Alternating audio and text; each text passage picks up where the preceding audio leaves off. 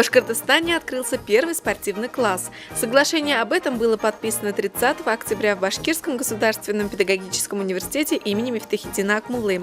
Документ носит трехсторонний характер. Стороны соглашения БГПУ имени Мифтахетдина Акмуллы, 44-я школа города Уфы и Министерство молодежной политики и спорта Республики Башкортостан. Профильный спортивный класс уже начал свою работу с этого учебного года на базе 44-й школы города Уфы. Представители сторон выразили уверенность в том, что благодаря его открытию начнется целенаправленное решение проблемы нехватки управленческих кадров в сфере спорта.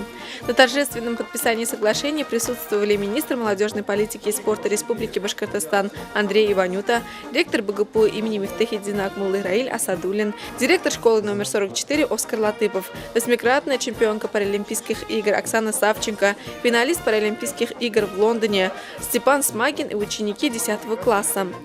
Реализацию проекта активно поддерживает Министерство молодежной политики и спорта Республики Башкортостан. В своем выступлении руководитель молодежно-спортивного ведомства региона отметил, что это хорошее начало. В этом благом деле есть только одни плюсы, среди которых подготовка спортивного резерва, комплексный подход.